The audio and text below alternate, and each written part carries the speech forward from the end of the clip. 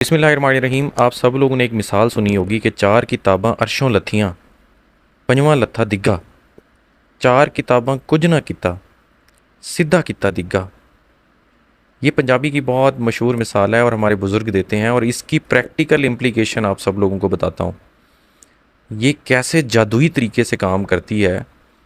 पिछले दिनों 20 साला एक लड़के को हस्पताल के अंदर लाया गया, जो कि दिल में अटैक होने की एक्टिंग कर रहा था। एक्टिंग कैसे कर रहा था कि वो यहाँ पे हाथ रखता था और ऐसे ऐसे बेहोशी की एक्टिंग करना शुरू हो जाता था। थोड़ी देर बाद बिल्कुल ठीक हो जाता था, फिर हाथ रखता था और फिर से दोबारा ऐसे एक्टिंग करना शुरू हो जाता था। जब मेरी नज़र उसके बाप पर पड़ी तो वो किराए पे मोटरसाइकिल चलाता था। मैं उसको कैसे पहचाना कि मैं उससे सामान मंगवाता होता था घर का। जब मैंने उससे पूछा बच्चे से कि क्या मसला हुआ है आपको, तो वो बताने की बजाय फिर से एक्टिंग करने लग गया। उसके वालिद ने मुझे बताया कि डॉक्टर साहब, पिछले 2 दिन से इसको छाती में ऐसे दर्द है और ये हाथ रखता है और बेहोश हो जाता है।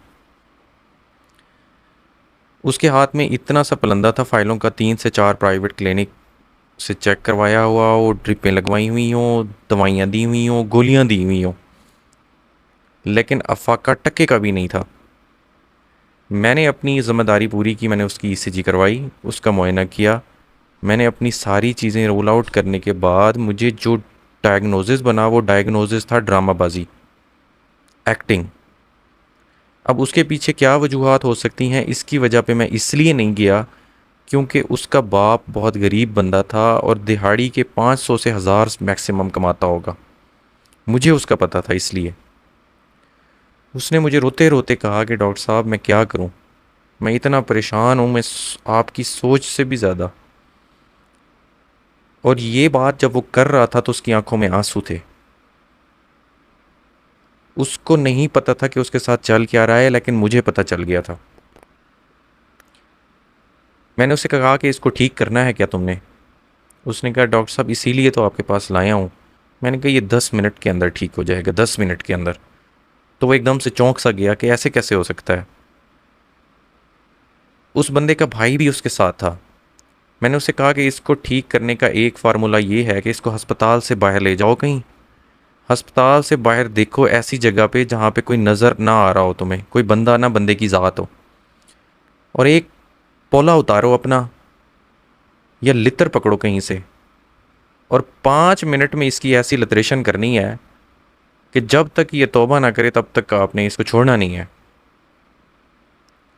ये बात सुनने की देर थी और वो लड़का आधा तो वहीं पर ही ठीक हो गया। उसका दर्द अचानक से गायब हो गया। उसके भाई को मेरी बात समझ आ गई। उसने कहा मुझे बात समझ आ गई है डॉक्टर साहब, मैं बात की गहराई तक पहुंच गया हूँ। उसने उस लड़के का हाथ पकड़ा और ले जाने लगा बाहर। जैसे ही वो गैलरी के अंदर पहुंचा तो वो ठीक हो गया। अभी लितर पोले की नौबत नहीं आई है, लितर पोले का डर है। उसने कहा मैं ठीक हूँ, मेरी तबीयत ठीक हो गई है अब। फिर उसको वापस लेके आए तो वो बिल्कुल ठीक हो गया था। मैं इसलिए कहता हूँ कि बाज़ औक़ात लितर पोला भी दवाई से ज़्यादा काम कर जाता है। ये है लितर पोले का मैजिक।